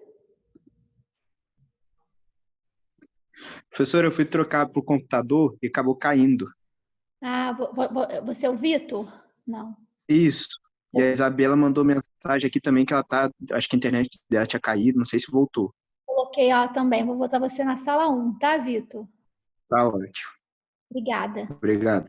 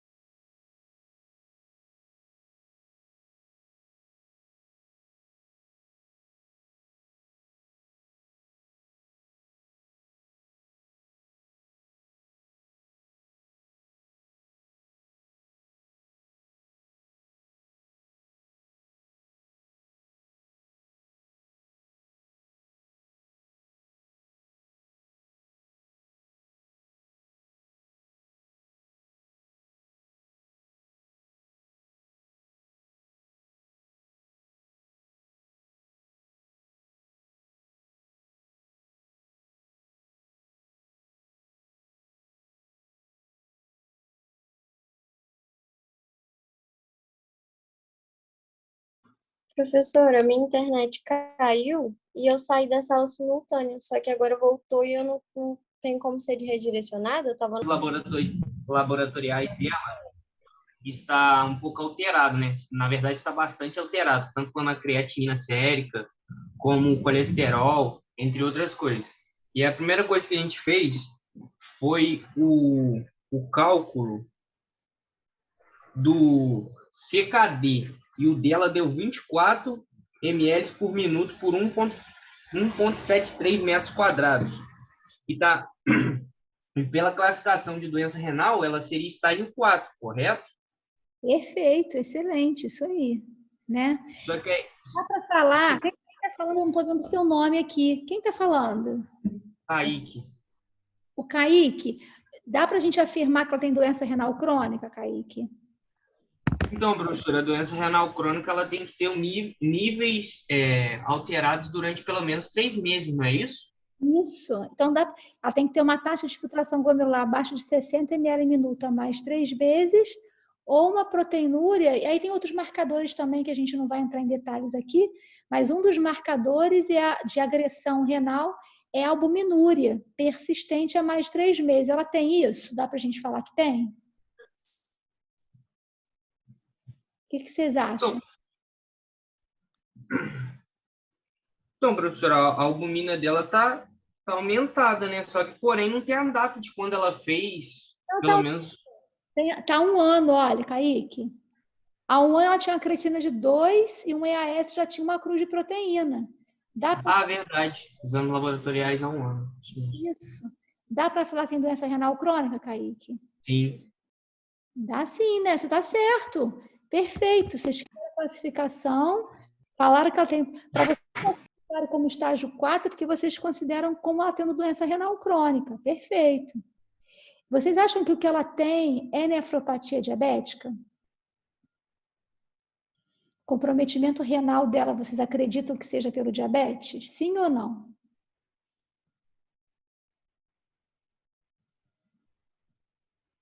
Quem pode me ajudar? O Kaique me ajudou. Queria agora que mais alguém me ajudasse. Sim. Sim, né? Eu não sei quem está falando. Falou com uma voz metálica aqui que a internet não está legal. Mas eu entendi que sim, não é isso? Quem falou aqui comigo? Eu acho que foi o Gabriel, professor. Gabriel, aí. Então, sim, né? Ó, ela tem tempo de diabetes. Se eu puder fazer um fundo de olho dela e ver se ela tem retinopatia diabética, e ela tiver retinopatia diabética, poxa, aí maravilhoso, né? Mas ela tem tempo de diabetes para justificar um comprometimento renal. É uma paciente com pressão arterial descontrolada, com glicose descontrolada, né? Eu não sei há quanto tempo, a gente teria que conversar com ela, né? A senhora já tem esse descontrole há muito tempo, né? Tem 20 anos de diabetes, tem tempo suficiente para lesar rim, né? Se tiver um fundo de olho aí, fechou, né? Melhor ainda. Mas existe aí a possibilidade da gente estabelecer um nexo causal entre o diabetes e o comprometimento renal, né? Agora, plano terapêutico, quem vai me ajudar? Como é que vocês tratariam essa paciente? Deixa como está? Tem que fazer alguma abordagem? O que vocês me dizem? Professora, a gente estava conversando em relação a colocar um IECOBRA para ver se ajudava, até porque a pressão dela está muito alta, não está adiantando com o beta-bloqueador e com o hidroclorotiazida. E também, como ela está, acho que com 24, que o Kaique falou, a metformina já é contraindicada, né, se eu não me engano. Então, teria que fazer uma substituição. Muito bem. Ó, a metformina tem que sair, né? Porque abaixo de 30 ml minuto está contraindicado, aumenta o risco de acidose lática. Por isso que a gente tira, tá? Em relação ao IECOBRA, é uma medicação que, na verdade, essa paciente ela deveria ter sido utilizada já há mais tempo, né? É uma paciente, agora ela tem 24 de taxa de filtração glomerular. Não é que não possa iniciar IECOBRA nesse momento, pode. Mas a gente tem que ter bastante cuidado por conta do potássio. E o que o IEC e o BRA fazem? Eles bloqueiam a angiotensina 2, lembra? E aí, bloqueando a angiotensina 2, a angiotensina 2 atua na arteríola eferente, fechando a eferente. Quando a gente bloqueia a angiotensina 2, a eferente vai abrir um pouquinho. E aí a filtração dentro do glomérulo vai cair um pouco. Isso é de se esperar. Então, a gente vai ter que iniciar com uma dose baixinha de IECOBRA, dose mínima, seja, aí tem que ver qual a droga que a gente vai escolher, mas pode ser qualquer uma das drogas, né, de qualquer uma das duas classes, com uma dose baixa, dosam a creatinina uma semana depois, para ver se ela não aumentou mais de 30%, né? Isso a gente deve fazer sempre, de praxe, né? Mas nesses casos especificamente, tem que ficar muito de olho, para ver se não vai aumentar muito a creatinina. Aumentou mais que 30%, é melhor tirar. Eu tenho que ser muito cauteloso. O ótimo seria que tivesse sido iniciada para essa paciente antes, anos atrás, né? Quando a função renal dela fosse melhor do que é hoje. Não é que a gente não possa, até pode, mas muito cuidado com como é que vai se comportar a função renal dessa paciente, tá? Eu costumo, quando está abaixo de 30, eu sou muito cautelosa. Eu peso o risco-benefício, vejo se o paciente é um paciente muito aderente, né? Se eu for um paciente, aquele paciente às vezes do posto de saúde, que quase não vai no posto, eu nem inicio, pelo risco, né, de acontecer algum evento adverso e a gente não está em contato com esse paciente, tá? Um outro ponto que a gente tem aqui, gente, mas assim, tá certo, tá, gente? Tá certo, raciocínio correto. Paciente diabético e hipertenso tem que pensar em IECOBRA, tá? É só que como a taxa de filtração glomerular tá baixa, abaixo de 30, muito cuidado, tá bom, gente? É isso. E o diurético, Maria Tereza? Vocês falaram alguma coisa em relação ao diurético? O que vocês acharam? Não, a gente nem falou nada sobre em relação ao diurético, porque a gente também focou na questão de alimentação, que poderia melhorar, em atividade física, a gente foi conversando sobre outras coisas. Mas perfeito, é isso aí. Né? Atividade física, mudança de hábitos de vida, né? Alimentação balanceada, emagrecimento. Se ela for tabagista, aliás, tabagismo é algo que não combina com ser diabético, né? Nenhum paciente diabético deve fumar de forma alguma, né? Ninguém deveria, mas o diabético, então... aqui o tiazismo... Mas eu ia perguntar se poderia usar furosemida com ela. Também a gente tem que tomar só cuidado com não pegar pesado demais no diurético, né? Porque é um paciente que tem uma função renal baixa, então... o diurético a gente tem que ser cauteloso também para evitar desidratação, tá? Mas o tiazídico, abaixo de 30, a gente tem que trocar. Tira o tiazídico e deixa o diurético de alça, tá? Perfeito. Gente, vou pedir desculpa, eu tô sozinha em casa, eu vou ter que abrir a porta da minha casa, tá? Só um minutinho, tá bom? Desculpa.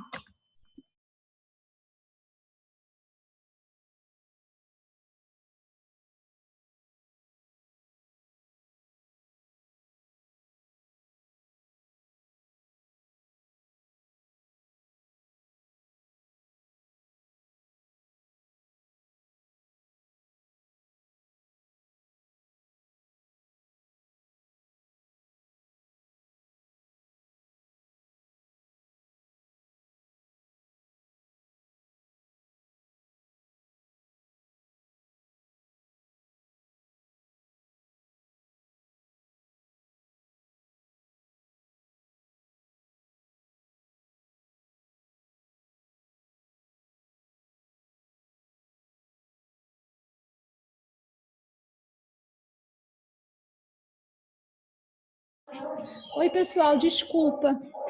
Voltei. Vamos lá. Então, a gente faz a substituição do diurético e cobrar, iniciando, a gente tem que ser muito cauteloso. Monitoriza uma semana depois creatinina e potássio, suspende a metformina. Mas o que a gente vai fazer para controlar a glicemia? Quem pode me ajudar? Outro grupo. Você tirou a metformina, temos que colocar alguma coisa no lugar, né, gente? O que vocês acham?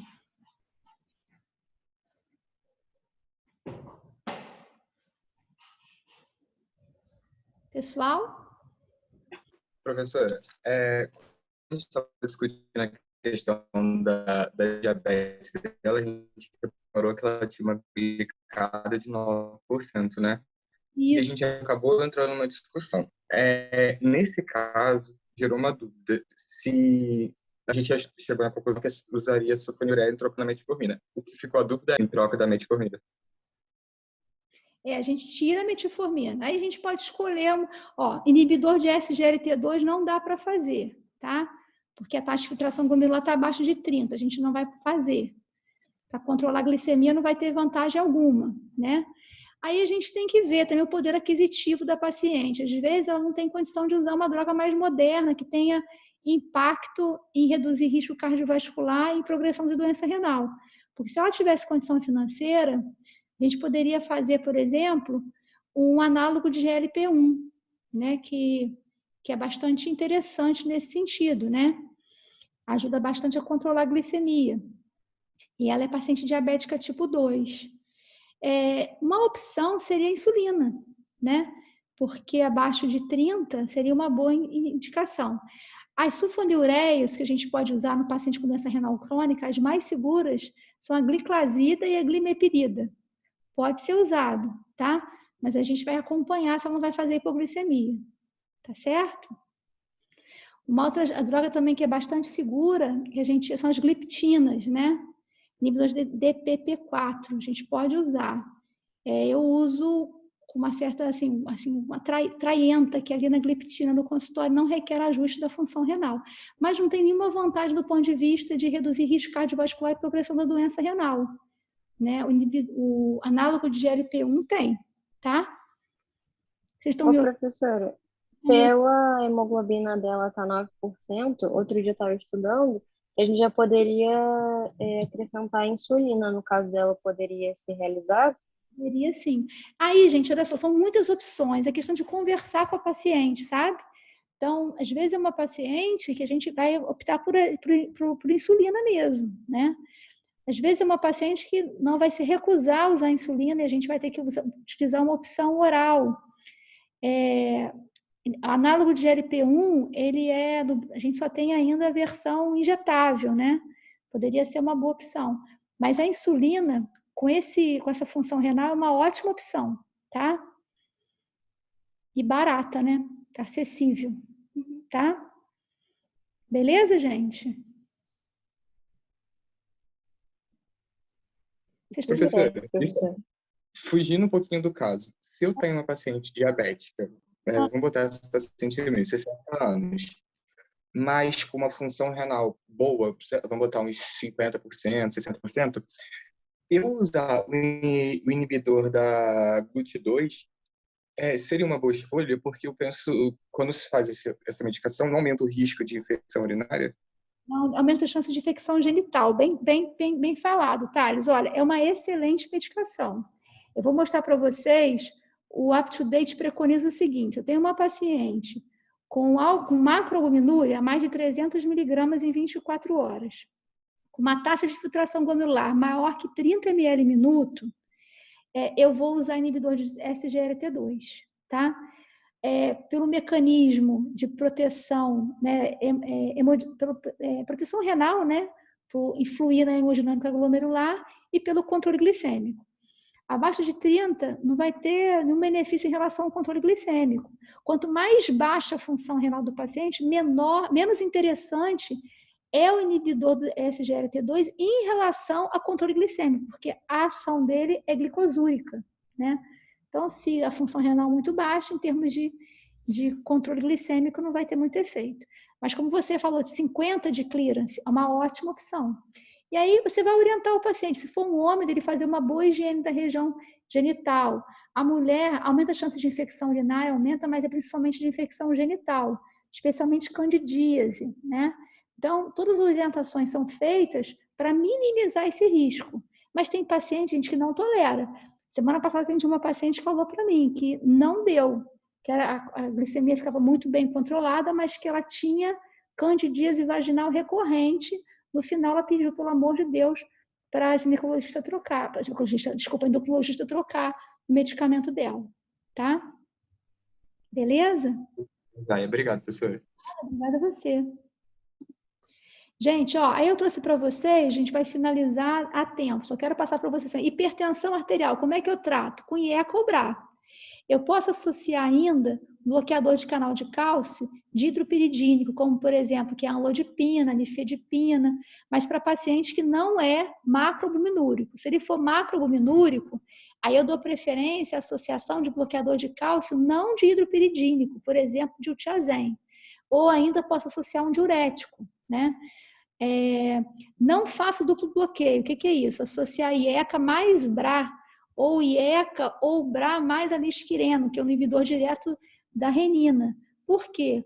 Tem um estudo chamado OnTarget, que mostrou aumento de mortalidade, né? Então, a gente não faz associação de IECA, BRA ou inibidor direto da renina, tá, gente? Esse estudo aqui é um estudo em inglês que mostrou o benefício da redução da pressão arterial sistólica em paciente diabético, né? Então, a cada redução de 10 milímetros na pressão arterial sistólica, houve uma redução do risco de complicações do diabetes, incluindo falência renal, em 12%. Então, a cada 10 milímetros de queda, reduz o risco de complicações renais em 12%. E aí a pressão arterial sistólica, assim, que eles consideraram como o melhor resultado, seria abaixo de pressão arterial sistólica de 120 milímetros de mercúrio, mas a gente tem que tomar muito cuidado em paciente idoso e paciente cardiopata, porque aí eu posso ter outros tipos de complicação, né? Baixo fluxo sanguíneo cerebral, por exemplo, né? Então, tomar cuidado também, a gente tem que individualizar a terapêutica, tá bom? Um alvo terapêutico 130/80 é bastante razoável, tá? Mas se a gente conseguir num paciente abaixar um pouquinho mais, sem trazer prejuízo para ele, dependendo do perfil, melhor ainda, tá, gente? Alguma dúvida aqui? Tudo certo. Beleza. Isso aqui, eu acho isso aqui o maior barato, gente. Mostra como é que o uso de IECA ou BRA, ele é útil. Então, olha só, IECA ou BRA reduz a pressão intraglomerular, a gente explicou por quê, reduz a hiperfiltração glomerular, uma vez que diminui, né, a contração arteriolar eferente, e pode evitar a instalação ou retardar a progressão da nefropatia diabética. O que a gente tem aqui? Isso aqui não é paciente que usa IECA ou BRA, é um paciente com uma estenose de artéria renal unilateral. Vocês estão vendo o meu mouse, não estão? A setinha do meu mouse? Biopsiaram, então não estão vendo o pontinho do setinha? Sim ou não? Estamos. Beleza, olha só. Eu tenho um paciente que tinha estenose de artéria renal unilateral. Então, se tem estenose de artéria renal, o fluxo de sangue pelas arteriolas aferentes no rim que tem estenose está diminuído, concordam comigo? tem estreitamento, tem estenose na artéria renal. Então, todas as arteríolas aferentes recebem menos sangue. Isso faz com que haja menos oferta de sangue para esses glomérulos. Então, diminui a hiperfiltração. Concordam comigo? Olha que legal. O rim que tem estenose de artéria renal ficou normal. Essa imagem aqui, ó. Por quê? Porque a estenose de artéria renal meio que protegeu contra a nefropatia diabética, contra o hiperfluxo, a hiperfiltração que é desencadeada pela hiperglicemia. Enquanto o rim contralateral, sem a estenose, a gente vê nitidamente aqui os nódulos de Kimmich-Wilson da nefropatia diabética. Não é legal? Eu achei isso o máximo. Mostra como que, se a gente conseguir reverter a hiperfiltração, a gente reverte os achados histopatológicos da nefropatia diabética, tá? E aqui, gente, é um estudo que acompanhou ao longo de 9 anos pacientes que fizeram um controle. Olha para a imagem aqui primeiro, depois eu vou falar o texto com vocês. Então, ao longo de 9 anos, eles acompanharam pacientes com diabetes tipo 1, dividiram em 2 grupos, né? Um grupo fazendo um controle bem intensivo da glicemia e outro controle convencional. Observem que o percentual de pacientes que evoluíram com microalbuminúria, depois, ao longo desses 9 anos, foi praticamente a metade do grupo que recebeu tratamento convencional. Ou seja, tratar a glicemia de forma intensiva ajuda a evitar o desenvolvimento de nefropatia diabética, tá? Então, gente, o meu alvo é manter a hemoglobina glicada abaixo de 7, mas eu tenho que individualizar. Não tem sentido algum eu estar escrito aqui, o paciente idoso, o paciente com comorbidades graves, baixa expectativa de vida, eu ficar tentando baixar a glicemia para níveis muito estritos, né? Não faz sentido. Mas, dependendo do meu paciente, imagina um paciente jovem, né? Até um paciente mais idoso, mas que tem qualidade de vida que a gente tem ali, o benefício de tratamento é melhor do que não tratar, né? A gente vai poder reverter parcialmente a hipertrofia e a hiperfiltração glomerular, pode atrasar o desenvolvimento da microalbuminúria, que é o que eu falei para vocês aqui, né?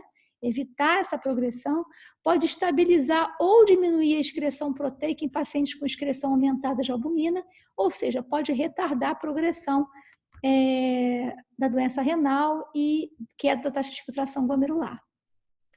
E a glicemia, como é que eu trato? Aqui a gente tem que fazer uma correção, é inibidor de SGLT2, tá? Análogos de GLP-1, inibidores de DPP-4. Então, assim, na verdade, essas 2 classes aqui têm efeitos em relação a retardar a progressão de doença renal e redução de risco cardiovascular. Inibidores de DPP-4 não tem essas vantagens, tá?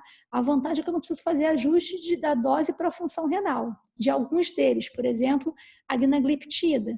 Eu posso usar com segurança, os demais vou ter que fazer alguns ajustes para a função renal. Mas o que tem benefício mesmo, né, tanto do ponto de vista cardiovascular quanto da hemodinâmica glomerular, são esses 2 aqui, tá? E especialmente essa classe aqui, que é o inibidor de SGLT2. Então, o que o UpToDate ele preconiza, né? A gente começar o tratamento do paciente diabético tipo 2, né, com o inibidor de SGLT2 mais metformina. Eu posso acrescentar análogos de GLP-1 quando eu precisar fazer um controle melhor da glicemia, porque o inibidor de SGLT2, especialmente quando a função renal do paciente está muito baixa, em termos de controle glicêmico, ele não é tão eficaz, né? Isso para paciente com taxa de filtração glomerular, sim, mais próximo do 30, né? Aí eu posso associar o análogo de GLP-1, tá? GLP-1, gente, é o peptídeo semelhante ao glucagon, tá? Então, aqui eu tenho o nome comercial, o nome das substâncias químicas, então, dapaglifosina, empaglifosina, são os que eu mais uso na minha prática, né? Forxiga e Jardiance. Análogo de GLP-1 a gente só tem, por enquanto, injetável, então tem Victoza, né? É bem conhecido. Utilizam também para emagrecimento, né? O Trulicity, que é a dulaglutida, e o Ozempic, que é semaglutida, sendo que esses aqui podem ser usados uma vez por semana, né? inibidor de DPP-4, que eu tenho mais, assim, vamos dizer assim, familiaridade, é Traienta, Galvus e Janúvia. Aqui, só para interessante, né, que o FDA aprovou o primeiro GLP-1 de uso oral, tá? Acho que é interessante que vocês sabem, deve chegar no Brasil. Mas eles são caríssimos, tá, gente? O que está preconizado, né? O inibidor de SGLT2 para paciente macroalbuminúrico, que o Thales me perguntou. Uma taxa de filtração glomerular maior que 30 e com macroalbuminúria é uma excelente opção. Tanto pelo controle da glicemia, mas sobretudo pela proteção renal que ele confere, né? Já que ele diminui, na verdade ele conserta, né, aquele feedback tubo glomerular. Ele restaura o feedback tubo glomerular e diminui, então, a hiperfiltração, tá? Outros tratamentos respiram lactona e uma classe nova que ainda não está disponível no Brasil, esse finerenone, né? Todos os dois, eles, em última análise, eles bloqueiam a ação de mineralocorticoide, tá? Então, aqui, ó, isso aqui em 2019, depois desse estudo Credence, né? Esse aqui foi um estudo feito com a canaglifosina, sugerindo, então, o uso da medicação para todo paciente diabético tipo 2 com macroalbuminúria, né? Então, a albuminúria severamente aumentada, acima de 300 miligramas por dia, com taxa de filtração glomerular acima de 30 ml por minuto, né?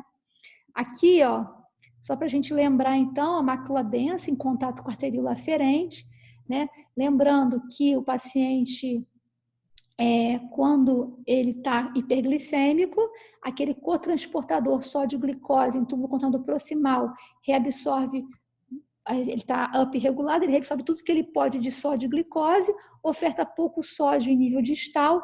Quando o sódio chega lá em nível do contato distal, a mácula densa fala assim, o que está acontecendo? Está chegando tão pouquinho sódio. Não pode não. Ela manda mensagem para a célula justa glomerular, que está lá na arteríola aferente. A arteríola aferente relaxa, aumenta, então, o fluxo de sangue renal, aumentando, então, a hiperfiltração, né? Porque aumenta a pressão hidrostática ali. E também produz renina, que, em última análise, vai levar à produção de angiotensina 2, que fecha a eferente, tá? Então, quando a gente usa o inibidor de SGLT2, a gente bloqueia esse cotransportador, oferta, então, ao bloquear o cotransportador, você causa glicosúria, porque ao invés de reabsorver glicose e sódio, libera a glicose, controla a glicemia e libera sódio. Chega mais sódio na mácula densa, e aí esse feedback do glomerular que estava alterado, ele se corrige, né? Aí a arteríola aferente deixa de ficar relaxada e deixa de produzir renina, tá? Isso aqui, gente, eu vou mandar os slides para vocês, é só para mostrar como é que o UpToDate sugere, né, o manejo da nefropatia diabética. Primeira pergunta que a gente faz, né? Se o paciente ele tem doença renal pelo diabetes? Tem. Então, é aquilo que a Maria Tereza falou. Vamos fazer as modificações do estilo de vida, parar de fumar, perder peso, fazer exercício, vamos controlar a pressão, né? De preferência em torno de 120, 130 por 80, glicemia manter abaixo de 7 a hemoglobina glicada, fazer um controle da dislipidemia, né, de acordo com o risco cardiovascular, mas pelo menos abaixo de 100 de LDL tem que ficar. E aí a gente pergunta, esse paciente é macroalbuminúrico? Ele tem uma relação albumina-creatina maior ou igual a 300 miligramas por grama, ou uma microalbuminúria em urina de 24 horas superior a... uma albuminúria em urina de 24 horas maior que 300 miligramas por dia? Ou ainda, a relação proteína-creatinina, que aí vê todo tipo de proteína acima de 500 miligramas por grama, ou a proteinúria de 24 horas é acima de 500 miligramas por dia. Veja, eu pergunto o seguinte, ele é macroalbuminúrico? Sim. Se ele é macroalbuminúrico, eu pergunto, ele está tomando IECA ou BRA? Tá. Está na dose máxima? Sim. Ele tem diabetes tipo 2? Tem. Já está na dose máxima de IECA ou BRA e ainda está macroalbuminúrico, o que eu vou fazer? Pergunto, tem uma taxa de filtração glomerular acima de 30? Tem. O que eu faço? Eu vou usar inibidor de SGLT2, tá? Se não tiver sido iniciado, eu vou iniciar, tá? Então, ele já iniciou? Não, então eu inicio. Se ele já iniciou, ótimo, eu vou continuar reduzindo os riscos através de tratamento não farmacológico e vou tentar corrigir o restante, né? Se ele não é macroalbuminúrico, eu pergunto, então, assim, a rigor, eu nem preciso usar IE-cobrar. Olha só, gente, inicialmente. Mas eu vou usar, olha que interessante, ele não é macroalbuminúrico. Então, ele tem microalbuminúria. Ele tem diabetes tipo 2? Tem. Vai ter que controlar a glicemia, não vai? Vai. Se ele tiver uma taxa de filtração glomerular acima de 30 ml minuto, eu dou preferência a usar inibidor de SGLT2, tá? Esse outro braço aqui, se ele é macroalbuminúrico, não está usando ainda IE-cobrar, eu pergunto se ele tem alguma contraindicação. Uma contraindicação. Desculpe, não posso te ajudar com isso. Gente, se ele tem alguma contraindicação, aí eu não vou poder usar IE-cobrar, eu vou direto para inibidor de SGLT2. Se ele não tem nenhuma contraindicação, eu vou iniciar IE-cobrar, tá? Mudar o estilo de vida, né? Alimentação saudável, atividade física, não fumar, procurar perder peso. E é isso. Espero que tenha sido bom para vocês. Alguma dúvida, gente? Sei que é uma aula grande. Espero que tenha sido útil. Eu que agradeço, gente. Muito boa aula, professora. Obrigada. Eu que agradeço. Agradeço mesmo. Uma boa semana. Professora, obrigado. Obrigada a vocês, pessoal. Boa semana, tá? Um grande abraço. Oi, pode falar. Até qual matéria vai a nossa prova? Olha só, é que depende da turma, mas assim, os últimos assuntos são potássio e estudo do equilíbrio ácido básico. É que tem turma... Não, se bem que essa turma termina todo mundo junto. Deixa eu olhar aqui. Mas assim, vai ter cai as duas coisas, tanto potássio como estudo do equilíbrio ácido básico, até lá. Não caem ainda as doenças. Então, assim, síndrome nefrótica não cai ainda, tá? Beleza? Tchauzinho, gente. Beleza. Obrigado, professora. Tchau.